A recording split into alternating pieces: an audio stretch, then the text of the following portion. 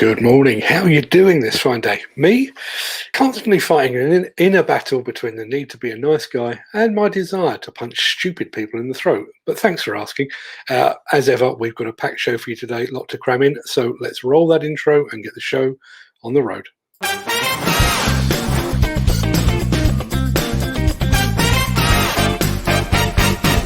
Welcome to the Breakfast Show. I'm your host, Mark Anthony. It's Tuesday, the 27th July, and as that random guy just said, welcome to the Breakfast Show. I'm your host, Mark Anthony. In today's show, demolition's victims of a legal logjam. Construction looks to be set for 2 more years of growth. For the love of demolition, and I'll be telling you more about that shortly, and demolition by degrees at Nottingham Trent University. If you've got any comments or questions about these subjects or anything else, then please leave them in the chat below, and I'll get to them in the after party at the end of the show. But first, let's take a look. I'll tell you what, instead of a look, let us curse our memories as we look at the celebrities to whom we forgot to send a birthday card today. Happy birthday!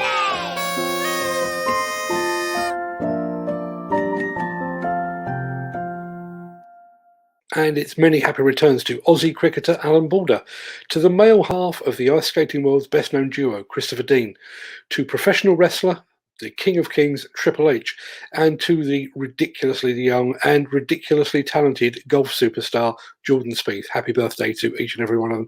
And massive congratulations to Adam Peaty, Tom Daly, Matty Lee, and Tom Piddock for winning gold at the Tokyo Olympics, and to all the other Team GB medal winners as well. Congratulations on a fine achievement.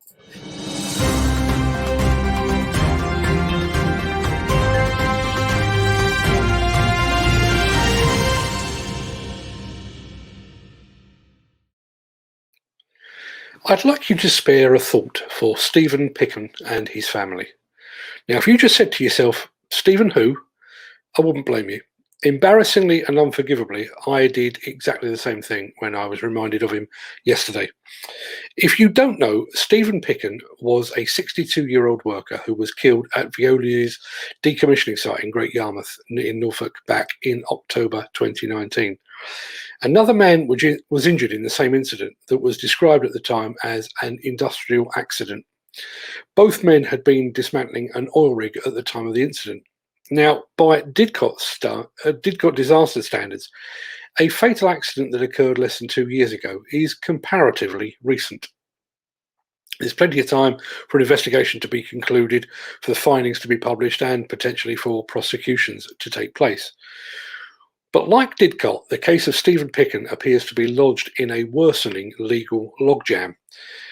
Mr. Picken's inquest was first opened on the 28th of October in 2019, when the cause of death was given as multiple injuries. At the time of that initial hearing, it was said that a pre-inquest review would take place the following January. When January 2020 rolled around, it was announced that the inquest had been delayed while investigation reports were prepared. It's now July 2021, and as far as I can see, no new inquest date has been set. Now, the fact that this coincided largely with the pandemic and the resulting lockdown means that a delay in concluding an inquest is no great huge surprise. But there's an even bigger potential legal logjam lying ahead for Stephen Picken's family. Depending who you ask or what website you visit, there is somewhere between 45,000 and 65,000 cases of varying kinds waiting to come to Crown Court as we speak. That backlog is already at record levels, and the backlog has been growing at a rate of around 1,000 cases a month, meaning some suspects and victims will be waiting until 2023 for prosecutions to be heard. In fact, barristers are now predicting some of these trials may not be heard until 2024 unless there is a massive increase in court availability. Senior judges have said they fear that fewer cases will actually reach a conclusion as evidence is compromised by the passage of time or the loss of confidence from victims and witnesses. Bearing in mind that the cases of Stephen Picken and of the 4 men killed at the Didcot disaster have not even made it to court yet, the outcome in both instances suddenly feels a long, long way off. Someone once said the law is an ass. Today, however, the law is a sloth. Incidentally, as I said I would, I wrote to the Health and Safety Executive to request an on-camera interview with a senior person to explain why the Didcot disaster investigation is taking so long. The HSE messaged me back and suggested that I speak instead to the Thames Valley Police. I emailed them yesterday afternoon, and so far I've received just an automated response to say that my email has been logged and the reply will be forthcoming. I'll keep you posted just as soon as I hear anything at all. The Miller GT series heralds a new era of unrivaled power and cutting-edge intelligent coupler technology, increasing job site safety, machine versatility, and productivity. It's the added versatility that you need at the value you can afford. To find out more, visit millergroundbreaking.com. Despite ongoing concerns about materials and labour shortages, forecasters at the Construction Products Association have upgraded their growth forecast for this year and the next, and they are predicting that construction will grow by 6.3% next year. As all major house builders continue to report that demand in the housing market and house price inflation remains robust, CPA forecasts house building starts to rise by 20.9% in 2021 and a further 9% in 2022. But that predicted growth will hinge upon the supply of materials and labour. CPA Economics Director Noble Francis said the key constraint to the CPA construction forecast remains the cost and availability of imported products and skilled labour. The recovery has led to a sharp cost increase and extended lead times for some key products. This is of concern particularly for SMEs, who account for around 86% rather, of construction employment.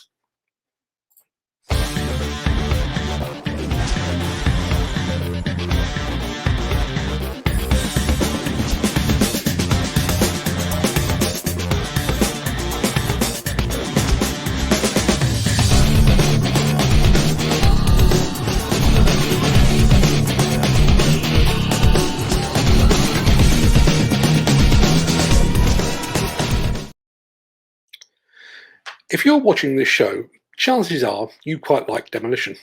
If you watch this show with any frequency, it's a safe bet that you love Demolition. If that's the case, then do we have a treat for you? A new range of t-shirts, hoodies, hats, bags and other goodies just landed in the Demolition news store. That range allows you to proclaim your love of Demolition for all to see. You don't quite wear your heart on your sleeve. It's more on the chest, to be honest. But regardless of where you wear your heart, everyone will know how much you love this rough, tough, weird and challenging industry of ours. I've added a link to our store in the description of today's show, and please do us a favour. If you buy a t-shirt or anything else from the store, please send us a photo of you wearing it or using it. We'd absolutely love to see it. And no, before you ask, we're not paying modelling fees.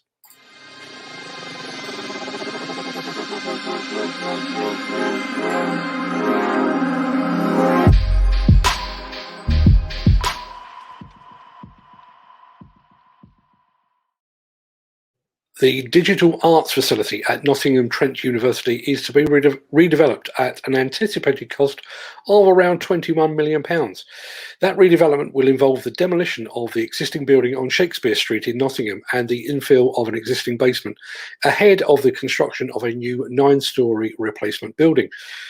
Beaumont and Kirkland and Vinci Construction are among the contenders attempting to snag the new build element of the works. But at the time of broadcast, a suitable demolition contractor has yet to be appointed.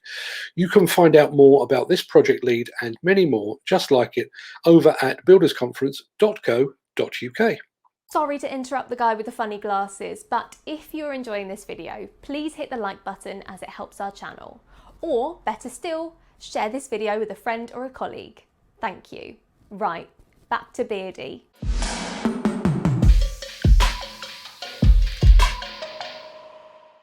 Right, unless there's any other business, I will declare this episode of the Breakfast Show adjourned. I'm going to roll the outro in just a second before hopping over to the chat to see what you all have to say for yourselves. But for now, have a great day, stay safe, look after yourself, your family, your friends, and your colleagues. Thanks for watching as ever. Just need to find that outro.